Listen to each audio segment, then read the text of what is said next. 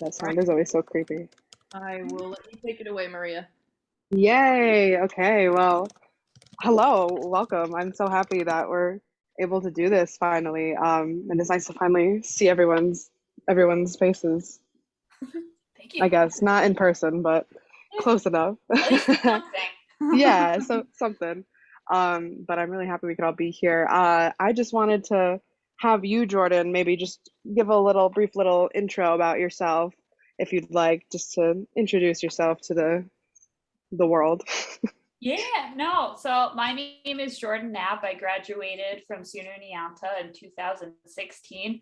I know this is a percussion alumni talk, but a fun fact is I actually didn't major in music.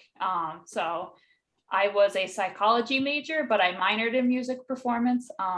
But most people thought I was a music major because I was always in the fine arts building. So when people actually realized I wasn't a music major, it was actually pretty funny because people thought I was That's so just funny. kidding. Yeah. I know so many people like that. I'm always like, wait, you're not a music Yeah, it's like, major? no, That's no. interesting. I'm like, you live here as well as I do. Yeah. No, and so when I actually came to SUNY Oneonta for my freshman orientation, I came in the summer. I went into a lecture hall, and I remember I met with a psychology professor, kind of like where you go over your schedule and everything. And I told him, I was like, oh, I did percussion in high school. I loved it so much. I just wanted to do concert band, something like that. And I remember he looked up stuff and he goes, there's only drum set lessons. That's it. And I was like, just drum set? He's like, yeah, I think that's all that we really have. And I was actually really upset. That's crazy. So I went, for some reason, my high school graduation party was after my orientation. I don't know why. But I went to my high school band director came, Dan Martin, Julie, and I was telling Dan, I was like, I'm so upset. I was told that there's no, percussion things I can do. And he was like, that's not true. I know Julie Licata. And I was like, really? He's like, yeah, I got you. I was like, okay. So he reached out to Julie. And so I'm so thankful that it kind of timed out that way because I almost wasn't even involved at all in the percussion studio. And if that didn't happen, I can't even imagine like what college would have looked like. So it was a major part. Yeah, that's crazy how things like that just like fall into place. Yeah. It's But I know, I amazing. think that was a semester. I think, Julie, you were on your sabbatical. So I wonder if just a lot of the classes that were usually there just maybe weren't there. I don't know. I think it might be, people just not knowing what's offered. Because Yeah. there was somebody that was filling in for my sabbatical. But luckily, like, as you said, your band director from high school and I were friends and played Yeah. music together a lot. So he knew it wasn't true. And that's great. And we actually met we met that spring. We met sometime, I think, at a Catskill Symphony concert. No, so I actually remember. So I was in like 10th grade and you came and tuned our drums at my high school and I didn't know it was you at the time. And I was just there and I was like, oh, that was Julie. That's so cute. Aww. Caitlin Watson that I met at the Catskill Yeah, Symphony. yeah. That's Yep. right. All right. Yeah. Who also went to Lawrence. Yep. Small world.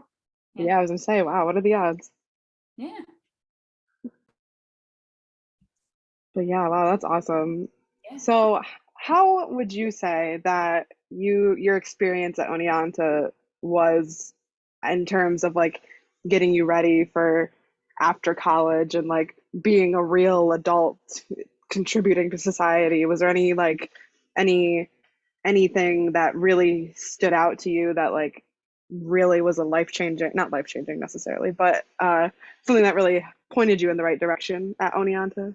Yeah, so for me, it was the stuff outside of the typical lecture classes. I'm very hands-on, so just sitting, reading a book, taking tests. I was able to learn a lot, but really where I was able to get an idea on what I would like to do is I actually did a internship for psychology. I went to a therapeutic horseback riding place. It was Athalis and it's in Otsego.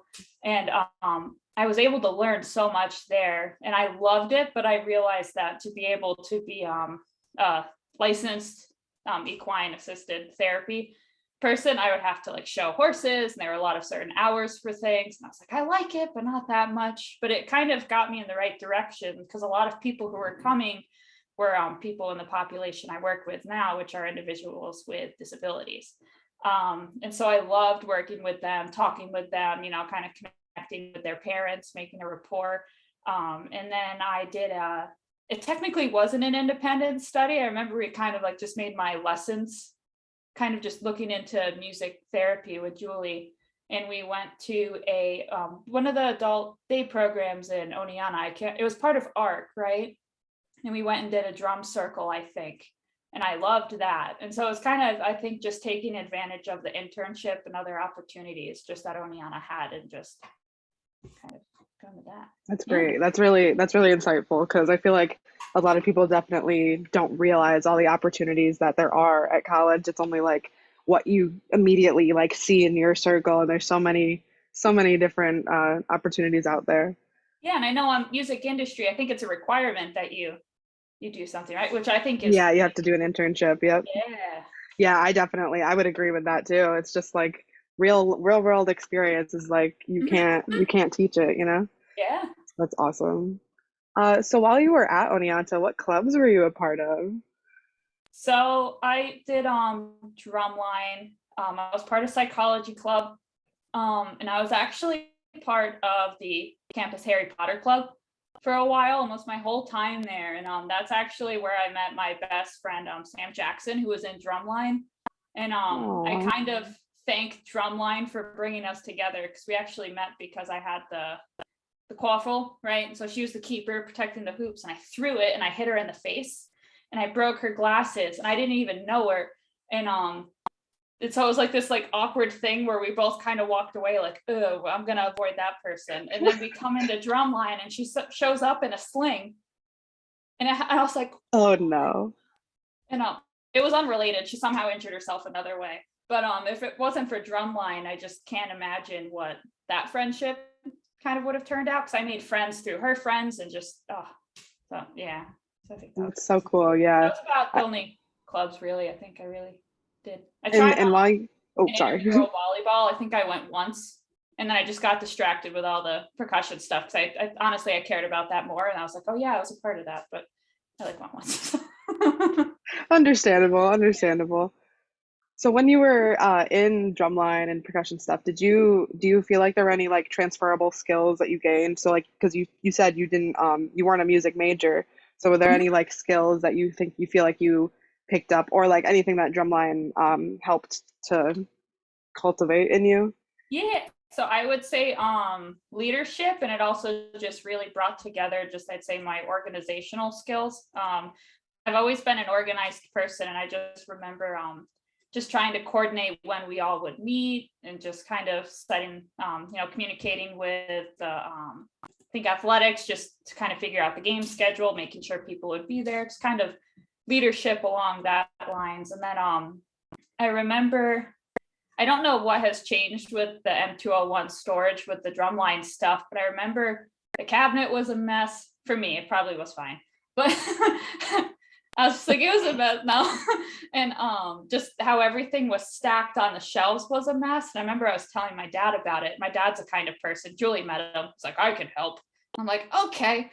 And so we actually went and fixed, and we like redid everything. Yeah. Well, we thank you for that, because that's definitely a big help to us. Yeah. Now as future ensembles come through. So were there any significant memories that you feel like really paved the way to where you are now, and how you got to be at the level you're at now? Oh, Chris. I know. It's like, ooh, hi. He can't hear, he just sees waves. I'm trying to think. I don't want to sound corny, but I'd say all of it, No, it's totally understandable. That's a good answer, Yeah, because I came in as a freshman at that orientation, and I was told that there wasn't anything, and so just trying to like, I can't even imagine what it would have looked like if I didn't even step in, so yeah, that's crazy. I Well, that's mean, if I didn't awesome. do concert band, drumline, I mean, I wouldn't have met even my now husband Scott. So what if I didn't? What if I was told there was no band stuff to do? Yeah. That's so I wouldn't have met crazy, the Chris, wouldn't have butterfly met effect. Pam. Yeah. Wow. Well, I'm happy everything happened the way it did. I know, me too. So, what would you say like a typical day was like for you while you were here at Oneonta? Was there any like specific like hangout places you had? Anything you did usually? I know I personally love to just go by M201 every so often and play the drums. So that is definitely on my every other day schedule. But what about you? Was there anything like that for you?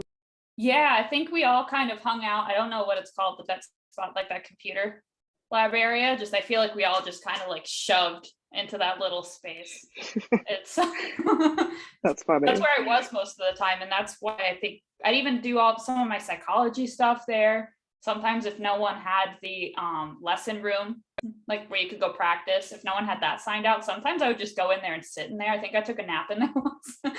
So, it's That's just so like a funny. nice place to go. Yeah. So I'd say I was in fine arts more than any other building. And even with Fitzell after they redid it, it just like, oh, it was nice, but I was still in fine arts. So Yeah, understandable. I feel like that's what a lot of people say when once they're in fine arts, it's like they live in fine arts. Mhm.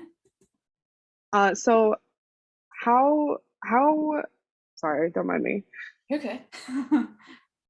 How did COVID affect your life professionally, and how did you cope with those any issues that might have caused for you? Yeah. So at the time, I was working for my previous agency, Community Options, and it's a nonprofit. They provide like residential services, day programs. But I was with the employment program where we helped individuals find and maintain competitive employment. I remember when, just COVID started coming up in the news and, government shutdowns were being rumored. And we have the Division of Developmental Disabilities. I don't know what it's called specifically in New York, but we're like, our programs, they'll stay open because they always do. DDD is like, keep going. And I remember I think it was Friday, we got a Friday, an email saying that we were to stop our services on Monday. And I remember my staff coming to me and they're like, what does this mean? How long will we be out? And I was like, I have to be honest with you guys, DVD has never shut down. I was like, usually a tornado's going, they're like, use the wind to propel you, so I'm like, I'm not sure. No, so we ended up going remote for a while, which was really hard, just to provide employment supports, especially when a lot of our population, they were essential workers working in grocery stores. A lot of them were like at Home Depots. They were out there. They loved their routine and they just had so much pride in working. If they didn't have a medical condition stopping them, they kept going. I had one guy who had a medical condition and he couldn't work. He called me crying because his doctor told him he couldn't go to work. And I was like, you'll be able to go back. You just have to be patient. Your safety is important. But it was hard. So many of them wanted to work, but at the same time, a lot of them still wanted to come to me and work. So we were still getting some referrals, but it slowed our program way down. I had, I think, 6 staff before COVID. And there was a point where I was the only one working because there were so little people that were actually out there working. We had to combine our program with HR to help with recruitment for our residential programs because no matter what's happening, they still need their residential services. Someone's there 24/7. So it was just helping make sure people were there, and it was a mess, but we've made it through. We're still going through, but it was stressful, but we're good. So That's amazing. Yeah, definitely a time that you need to adapt and be quick yeah, on your feet. So kudos to you for all of that. thank you. Yeah. Um, so while you were at Oniana, are there any specific classes that you remember taking that you still like call upon their teachings even now? Like, is there anything that you remember specifically, or any like professors or anything like that you while at Oneonta really connected with and feel like added a lot to life. Yeah. No, I honestly I loved working with Julie. I remember I told her once there was one semester I was doing so many different things with her that I actually had to stop, I think, and take away one of the songs. And I was like, Julie, I'm actually working harder on your stuff than I am with some of my psychology classes. And just I was like, I was like, I need to step That's back. so funny. I loved it, and it was so hard. And just I think just how Julie runs the department, it's just you're able to step away with so many things. But I also loved a lot of my psychology professors. Andrew Gallup, I don't know if he's still there. He was one of my favorite psychology professors, and I remember at first going into his class, I was so scared because people are like, "Oh, he's a really hard professor. Oh, his tests are hard," which they are, but how he teaches, it's just like it sticks. And so remember, I did the best in his psychology classes, but I waited until my senior year to take them because I Yeah, listened you to were everybody, smart. and I was like, "Ah." Yeah, so That's cool. That's always good to hear. yeah, I know. I feel like the professors can make or break your experience with every class. yeah. So what was your academic or even extracurricular journey like? Like did everything go as planned, like from when you first enrolled, or did things change along the way? Oh, it changed, but it's interesting because I'm kind of doing now what I originally put in, just my application to SUNY Oneonta for. I thought I wanted to be an early childhood education major, and so I actually applied. I got in. I was really excited, and I remember I went to the orientation where you go in and they explain the program. They kept talking about Common Core and just over and over, and I'm like, I don't know. And so I remember I went and I was talking to the professor about it. And she was like, if you think you might want to do something else, she's like, just change it now before you come in. She's like, you're already in. I was like, okay.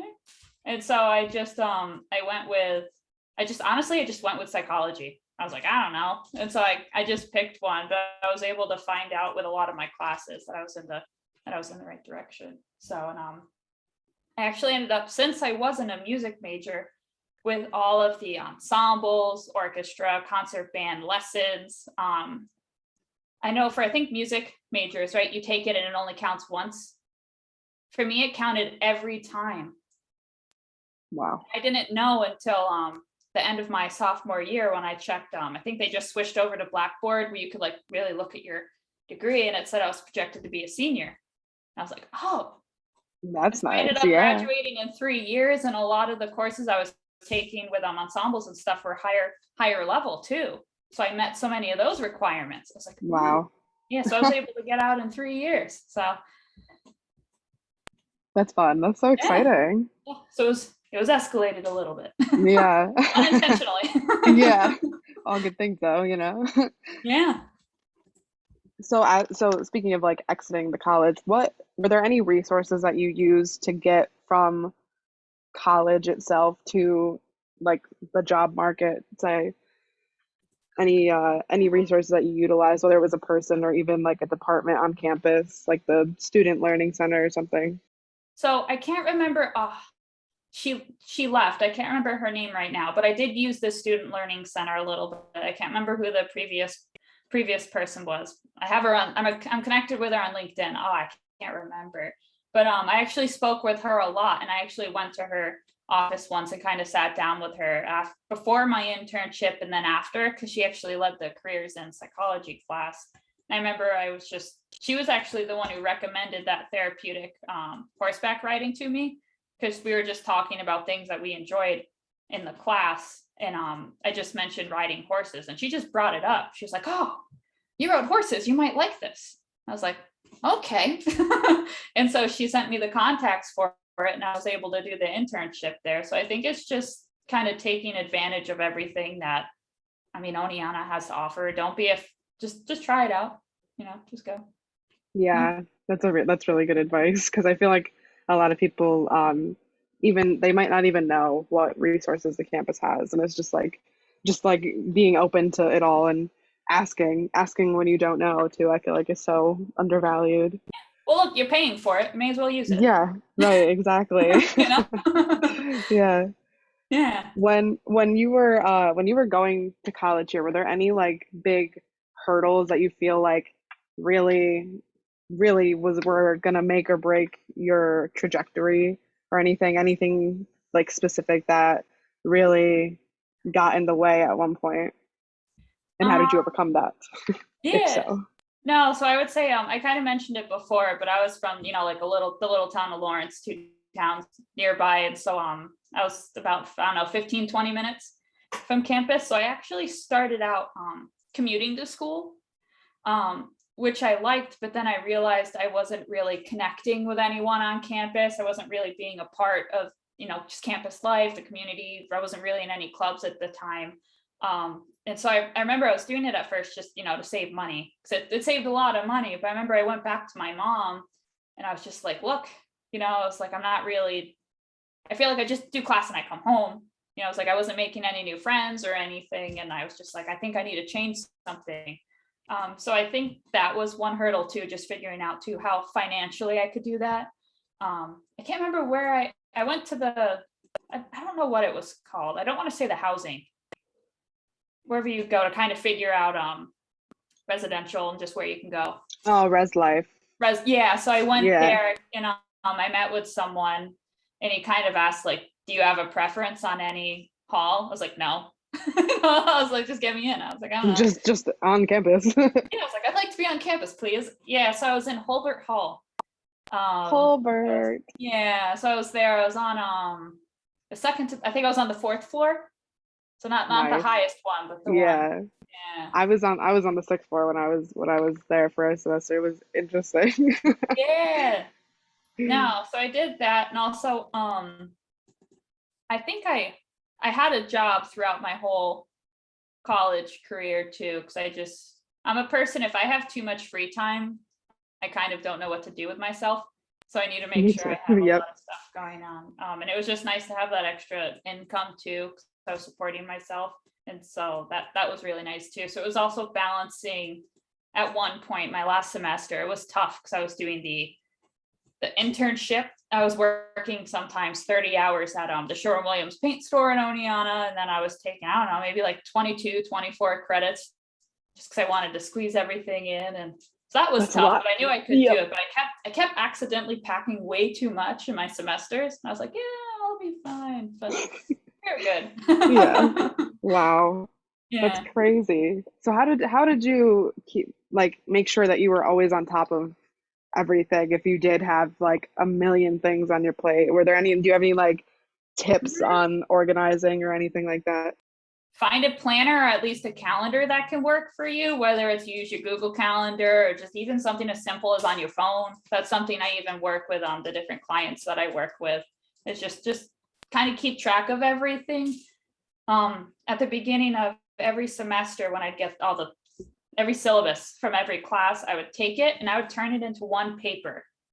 And so I put everything on the same paper and I color coded each class. So like psychology, like environmental psych was one color, and I even put all the different concerts and when the different videos that Julie would have us submit, I put everything on the same sheet. And then I put even just notifications in my calendar and just like even just reminders, like a test is coming up, because I wanted to make sure I studied for it. And I was able to have downtime at work too, because it was a paint store. I mean, a lot of people didn't really come in. Julie came in once. That was fun. But you did. You came in with your painting. And you're like, I want to color match this. No, but a lot of people didn't really come in because the contractors would between the early hours of 6 a.m. and then maybe 2. And then sometimes it was people just looking to just kind of do different projects at home. And otherwise sometimes I'd work for 4 hours and no one would come in. And my supervisor just said, bring your laptop. You can connect to I think there was like a urgent care or something next door. So we could connect to their free Wi-Fi. So he was like, just keep an eye out on everything. He's like, if you have a couple of school things you want to get done, you want to study, go for it. So I was able to do a lot of that stuff there too. So That's really nice. It's really nice that everything like actually was able to work around each other. But that's amazing that you have all those reminders and everything. I try to set reminders for myself, but definitely I definitely need to be more on top of it. It helps because when you make the event, you can in it, you can set reminders. So you can like set a specific day, it can tell you. So that's what I would do. I would set it on the actual day and then set the reminders in the event. You could have as many reminders as you want. So Yeah, that's definitely smart. It's like this yeah. constant thing that's like, don't forget. And I needed that. Julie.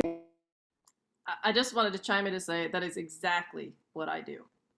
I have all of my classes on one calendar. Every deadline I put, and I have like a paper calendar that I actually write things down on, I print it off so I can see it all at one time. So I see the whole 3-month semester at one time. But in my Google Calendar, I have all this stuff, every performance exam, every video that's due, the concerts, and I have reminders 1 week before. If it's something that I have to create the assignment details, I make the reminder 2 weeks before. So I write the details for the assignment and then 1 week before to make sure that I'm notifying the students. So this is why Jordyn and I worked well together. Yeah. We have the same organizational mindset. Yeah. Yeah, that makes a lot of sense. Wow. Yeah. Oh, yes. That's awesome. Wow. Well, I was also wondering, in terms of advice, is there any other advice you have just in terms of Oneonta itself or the music program or the psych program or anything? Is there any words of wisdom, any little tidbits of knowledge you have? No, I'd say just take advantage of all the classes that you can. Talk to your professors. If they have office hours, drop in. Just be a sponge, soak all the information that you can, because once you're gone, I mean, there's only so many times you can really, try and get back there. So I know anytime I'd reach out to Julie, she'd of course send me some information, but it would be a little hard to just reach out, to a psychology professor and be like, hey, so I was thinking about this thing, So, Yeah. Oh, that's funny. yeah. Well, that's awesome. No, and even your advisors, chat with your advisors, and I'd say just build a social network in school, see what you can carry, network. You never know what could happen. So Yeah, definitely networking. yeah. Were there any like concerts or events? Like I know we have O-Fest. Were there any events like that you ever went to or were a part of? Yeah, I went to O-Fest a couple times. It sounds weird, but because I was from the area, I wasn't huge into O-Fest. Because I used to avoid O-Fest. You'd show up for a little bit and then leave. I'm trying to think. I went to I did a New Year's thing with Julie. That wasn't SUNY Oneonta related. I can't think of what that was, but that was fun. That was we played with Tinny Wilkins. We played the New Year's Day parade. And yeah. We West Sumatran folk music playing on the Talimpong with Tinny Wilkins and a couple of other people from the community. Who else? Did Scott play too? No, my friend Ryan did. Because I remember we needed someone. I was like, hey, Ryan, you want to do it? And he's like, okay. Nice. Yeah. No, so that was fun. Holding metal gongs in your bare hand on December 31st. It was cold. Oh my gosh, somebody's joining us. Yeah. All right. Yeah, that sounds cold. Yeah, it was cold. I'm trying to think what other stuff Did you ever go to I set PASIC? up a concert once. It was one that it was I think at the field house. I remember Mike Morales said they needed help. I think it was with music industry. And I remember they were just having me set up all this stuff. And I was like, I don't even know what I'm doing. I was like, can you show, because I'm a very visual person. I was like, can you show me it once so then I can. So I kept having to ask certain stuff like that. So they're like, oh, you're fine. I'm like, no, I'm not. I'm actually not. Oh. I don't know what I'm doing. No, but it was fun. And then we were able to stay around. I think we watched the concert for free. I have no idea who was there. I can't even remember. Time flies. Time really flies. Yeah. And then let me look at my questions. Do I have anything else? Oh, were there any, this is just a fun little thing. Were there any buildings, any specific like dining halls, any buildings on campus, anything like that you, other than fine arts, obviously, that you definitely like found yourself drawn to, like in any way, whether it was for class or clubs or anything like that, or any favorites of yours? No, I think every once in a while after something, I think would we all go to Mills? I think is that where we would go all together? We'd kind of go eat. So that was really nice because we would all kind of do things together, and after we would all kind of look at each other, and then we just all gravitate to another place. So it was kind of fun. We'd all kind of just like move around. So yeah. That's nice. That's nice. I love that. I think I have had all my questions answered. Julie, do you have any questions? I do have questions.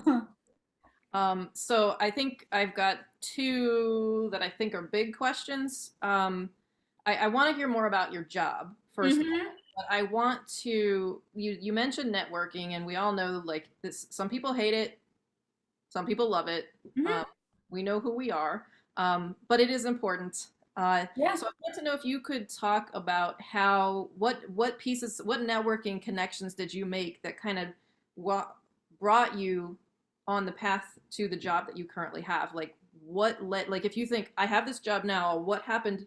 What were the steps that happened before? Like, can you trace it? Like, Mhm. I got this gig because I knew this person, and then but I only knew that person because I knew this person, and I only knew this person because I took this gig because I did Yep. this. So like, just kind of walk backwards from where you are right now back to SUNY Oneonta, I guess.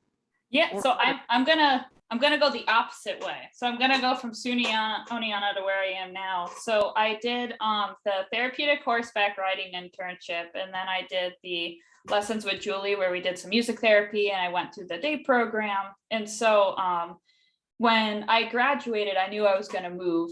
And I ended up moving in with Scott and his brothers at the time in New Jersey. And so I was like, before I move, I want to find a job. And so I applied to a company called Capital Care, which provides some residential and day program services. And I knew I wanted to get out. So I was like, okay, I'll apply to something. And so I applied for a residential position where I'd be in a group home. And I had a feeling I wouldn't really like it. But I was like, I'll go. I was like, you have to start somewhere.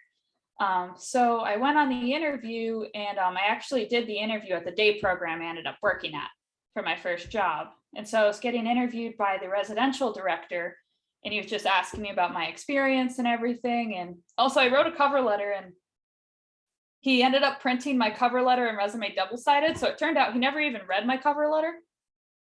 He was like, did you submit a cover letter? I'm like, yeah. And he turns it over and he goes, oh yeah, give me a minute, and read it in front of me. So that was fun. But That's funny. as I'm talking about everything, he goes, I think you're going to be miserable in residential. We actually just had a group facilitator, who left, and he was like, let me just go get the manager. I was like, okay. And so just because he heard of everything that I did, he's like, I don't think you'd be happy in the residential setting. And so I ended up getting that position, and I moved down 2 weeks later. I loved the job, but it was tough because the ratio was like 10 consumers to one of you. And they were dual diagnoses. So they had, like intellectual developmental disabilities, but they also had mental illnesses, and it was a behavioral day program. So sometimes they would hit you, spit at you. I had one guy try and get another guy with his cigarette, and he got me instead. And so just after doing that for over a year, I was just kind of like, I want to do something else. And there was one person I really had an impact on, and it was when we were able to work a little more one-on-one. And so I just realized I kind of wanted to do something a little more of a smaller ratio, because I could tell with just that smaller ratio, I was able to make a little more of an impact with that person. So it was in a bigger group, it was harder, and it wasn't the same. So I left, and I just started looking up different companies, and I actually worked for Center for Humanistic Change, which is the CEO is a SUNY Oneonta alumni too. And I found that out after. I can't remember her name. I just remembered now. I know. So if you look up Center for Humanistic Change in New Jersey, it's based in Stanhope, Byram area. So I worked there with I think I was a community trainer / job coach. So I took individuals into the community, and like I said, it was smaller. It was like groups of 4 maybe. And we just did different volunteer activities, and they also did activities where they were paid. And they also had ice cream store that they had that individuals worked at, and they were paid to work there. So it was the manager, the assistant manager, and then about 6 individuals at different times and different shifts that would work just with you. And so the assistant manager position became open. And so I stepped into that role, and it was fun because you're working with them, and there were points where they would run the whole store themselves. And then again, most of it too was just looking up different positions. If you knew, okay, I really like this, but I think I'd like to, grow, and you just like doing your research, looking up different companies. So doing that led me to working for Community Options, where I was an employment specialist. So again, the ratio kept getting smaller. And I was working 1-to-1 as an employment specialist. So someone would come to me who was referred by the Division of Vocational Rehabilitation Services. So they had a disability or maybe mental illness, just something that was impacting them from being able to maintain or gain employment. And so I was able to work with the individuals, just like I said, just help them, advance their job skills, build their resumes, cover letters, interview skills. I would network for them too. And so that was a big part. So it was marketing. So I would have to figure out, okay, I want to work in retail. I had one guy he didn't care what he did. It's like, I just want to stock. So I had to sit there. I'm like, well, do you like clothes? No. I'm like, well, then you don't want to work in, Marshalls, or so it's just kind of figuring those things out. And then once I knew what they wanted, I just reach out to employers and cold call. Before COVID, sometimes I would walk in and just ask to speak with a manager. So that helped a lot too. And just kind of networking with different companies and just building rapport just so that you can help with placements. And after doing that position for 2 years and throughout, I was doing various trainings. We had it was called a Bog Center, where you'd go and just learn a bunch of resources. And it was the Rutgers College. It was part of them in New Jersey. And the person who led my training, I'm actually friends with him now today. And so he told me, he knew in the training, he was like, I like her, he's like, she's going to come places. And so I would go to his trainings and I would network with him. And then about 2 years ago, it was actually like 4 months before COVID, my supervisor at the time resigned kind of quickly. And so I knew I wanted to step into the director role of the program. So I actually contacted the previous director because I was still connected with her in the network. And I was like, what do you think? What do you recommend? What should I do? What pointers do you have? So I had someone I could go back and rely on too and ask questions. So it's just so important just to communicate with everyone. And then I reached out to, like I said, there was that person at the training center who I met. And I was like, look, I'm becoming the director of the program. I know what I'm doing as an employment specialist, but I'm about to have to do a whole bunch of stuff that I've never done before. Do you have any trainings coming up? He was like, I do. I'm actually doing a leadership academy. I haven't, posted it yet. I was like, oh, sweet. I want to go. Let me know. I'm going to sign up. And I was so excited for that training, and I went, and I didn't know it at the time, but my now supervisor and his supervisor, the director and assistant director of my job now, were there. So their names are Stephen and Stephanie. And so I remember hearing them talk, and I was like, oh, I was like, oh, they're so great. Just I could tell by how they were talking. I was like, oh, wow. And then just different topics would come up, and apparently I would answer questions. They're like, oh, we like her. We're going to hire her one day. So it was kind of funny that it was mutual. So we were just, afterwards we connected, and I became a part of, it's called New Jersey APSE. So it's the Association of People Supporting Employment First, just kind of making sure that before individuals go into a day program, explore employment, see what you can do before you just, go to a day program. So I networked through that, and then that leadership training, and then one position popped up with the company I'm at now, Bridges to Employment Alternatives, and the pay just wasn't enough. And I remember I told them, I was like, I want to work for you guys. I was like, but sadly, this position isn't, going to be a good fit for, my needs right now, but come back to me. I was like, because I want to come your way, just come back to me. So they're like, okay, we will. And then, I don't know, Scott might remember it better. A lot was happening at one time. We just bought our house in August. And then in mid-September, they reach out to me. No, it was early September. They say, hey, our transition program manager is resigning. We want to interview you for it. Here's the job description. And it completely matched what I was making, but was in a, I could tell they were a place that I really wanted to move to. And so I just went and interviewed with them, and I realized I'd love it because I would be able to work with students, kind of keep doing what I'm doing. Just it's a little different, but I love it. And so if I didn't, it kind of all trickles back. So Yeah, that's awesome. I mean, it is like one thing leads to another thing, which leads to another thing. You just happen to be in a place where you meet somebody that, and you know, if you don't take the chance to talk to people, you would never make these connections. yeah. So a couple of things you said make me want to ask you more questions. Um, and I think this is relevant for lots and lots of students. So since you're so like your job is really about reaching out, communicating, and like interview skill sets, like what do you recommend from that position for students leaving SUNY Oneonta going into the workforce? Like what other than networking, like how do you talk to people? How do you reach out? And like what, I don't know, like if you could, I'll let you say what you want to say, like say all the things you want to say. And then like I would like, if you have the perspective of stepping back and saying like there's one thing that's like really the most important thing for you to do when you reach out to somebody, what would that be? Well, I would say do your research on the company or place that you're actually going to talk to.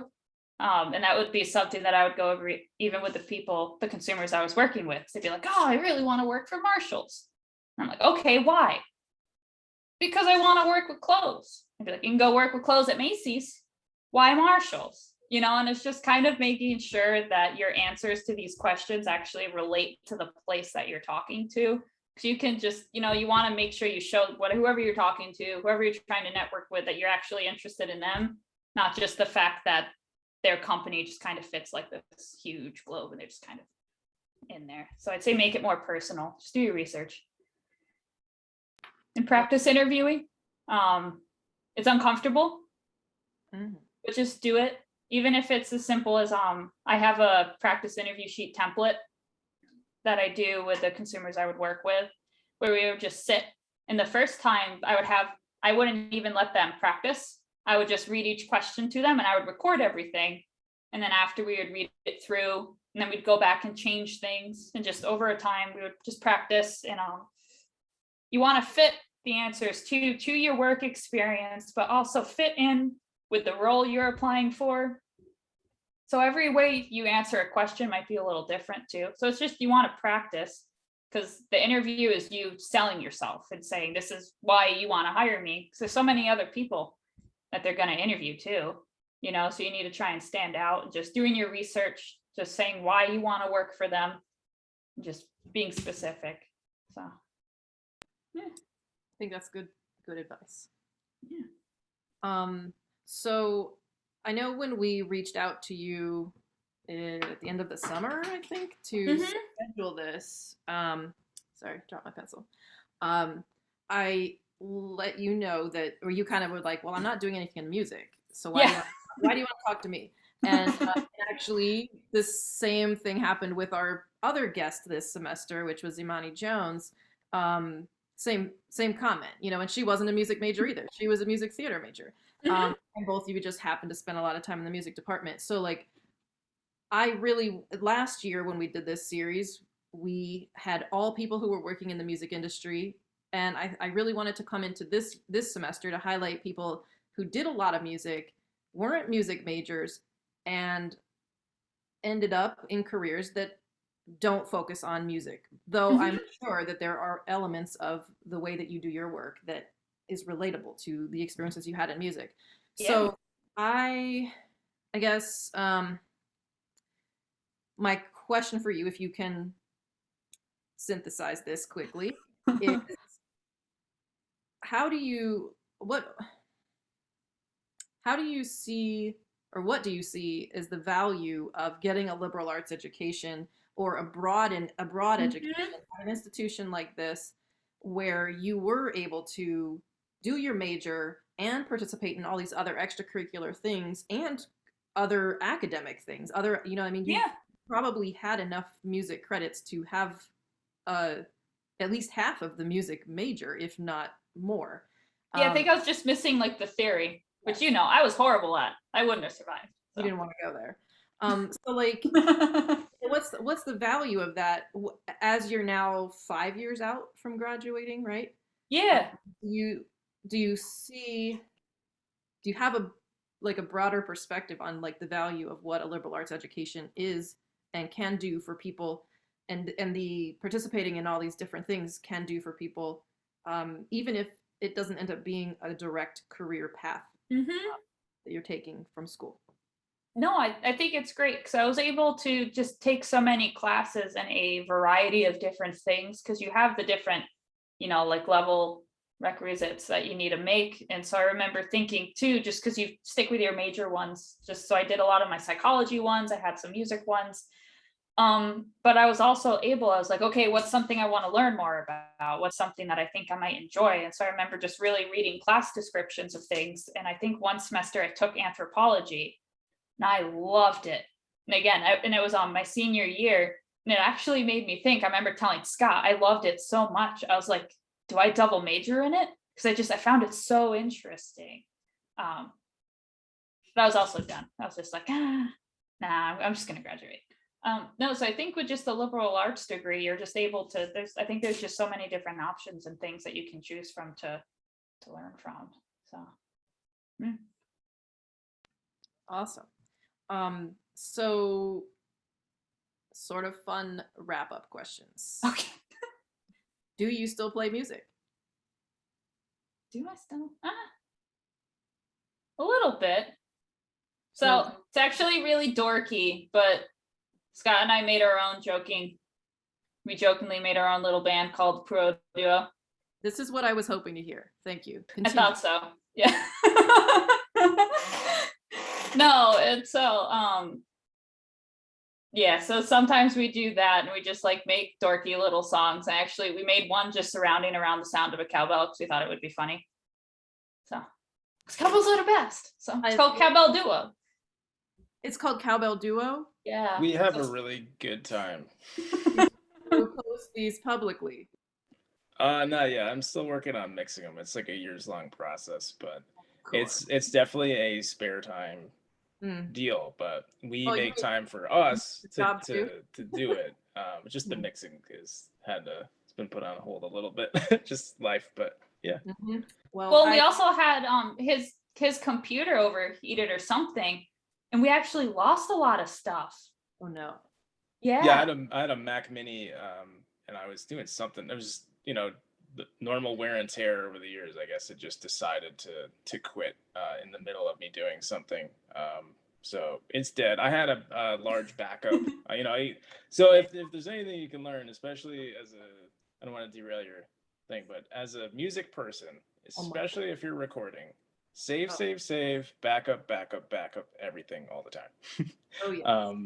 This is not the first time that's happened. I've been in recording sessions before where things have crashed and lost hours of recordings and content. So just throwing it out there. But yeah. No, and I can remember that happening too, because I was home and just out of nowhere he screams, "No!" And I was like, "What happened?" He's like, "My computer, it's just, I don't know, it won't start back up." And we're like, "Oh no," we're like, "Stop."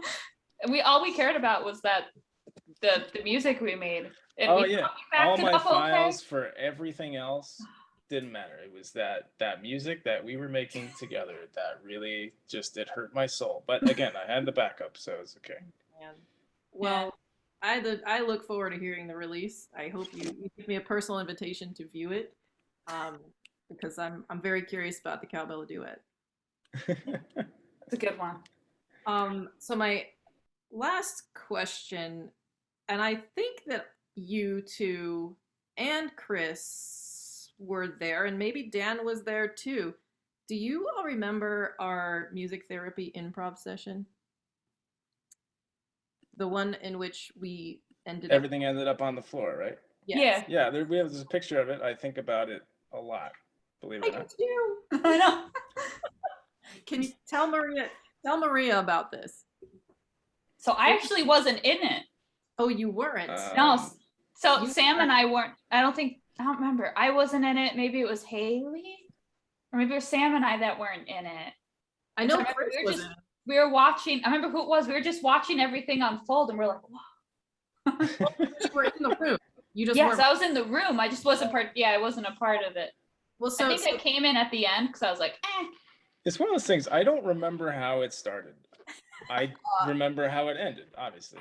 I actually remember, surprise, surprise, because I had a pedagogical plan. I had a lesson plan, folks, and you played it out.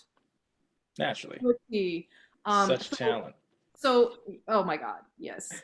So, Maria is in percussion ensemble this semester, and we are doing improv, and we're actually working on improv. We've done some like just preliminary exercises and practice stuff for the first half of the semester, and now we're going into improvising to a silent film cartoon. Okay. Doing a soundscape for that, or a score for that. That is somewhat improvised, somewhat not, obviously, because we're going to watch it and decide what we're going to do at a lot of spots.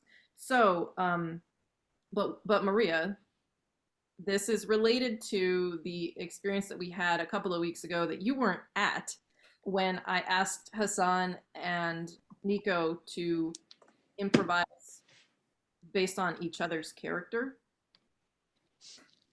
And they took on the role of the other one. Now, there was only 2 of them, and it was not as far into the semester as it was with these folks.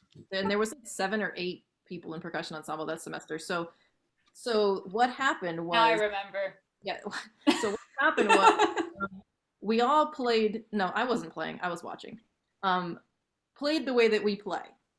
And then I asked the folks in the ensemble to pick another person in the ensemble and play their character to the most like animated caricature of their persona that they can find. And I won't be shy to say that Chris is the loudest one, was the loudest one in the room, and there was some very outlandish what's the word, actors taking on Chris's persona. And then, and shit got crazy. I will say that. And I think people were being Alex Sater too, because I remember I think that's what Scott was doing, because he would always do these like unique things and make sounds with different things that you'd never think of. And so I think that's what Scott was doing. Was that the one I was in the piano with the French horn? Probably. Or is that a different one? Sounds right. He was like also like very contemplative and quiet and kind of like subdued. Like you wouldn't notice what he was doing until Chris stopped talking, and then everybody would be like, "Oh, that's cool." So yeah, that at the end of that was music stands, I think, getting thrown across the room, maybe something. I don't know, sticks or something. Bags. Lots of stick bags emptied on the floor. Stop! Your dog is so All cute. Emptied on the floor, right?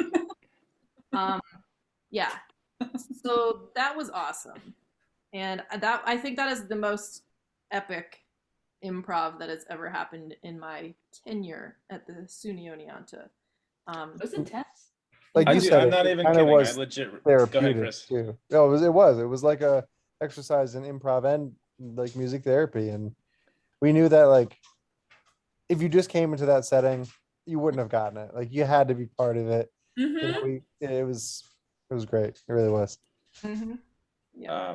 I will say, from my time at Oneonta, the memories that have stuck with me the most have come out of the classes where I was in. It was music. Julie was the professor, and that's about it. I had one of my other memories that really, really sticks with me is, forget the song we were learning. We had all the marimbas and vibraphones out. Gasoline Rainbow? No, it was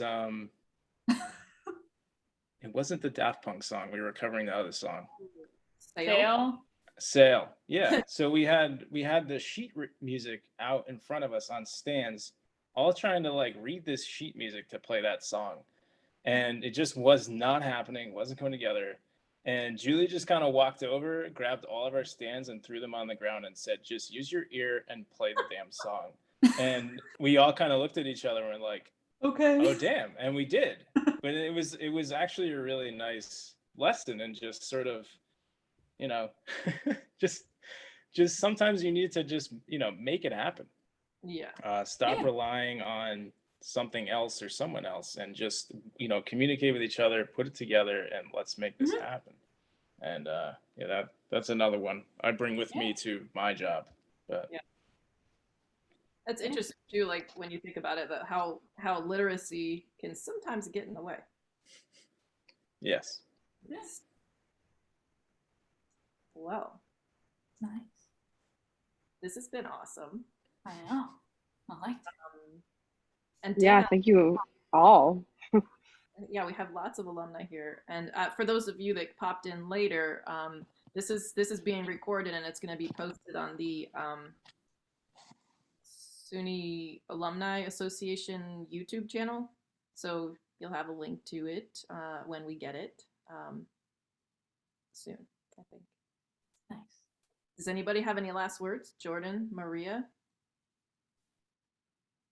I don't think so. My last words are just again thanking you all, and especially you, Jordyn, for coming on here and giving all your words of wisdom, because it's definitely a big help You're for welcome. My pleasure. current students. No. But yeah, this was awesome. All right. I'm going to just turn off the recording. So thank you.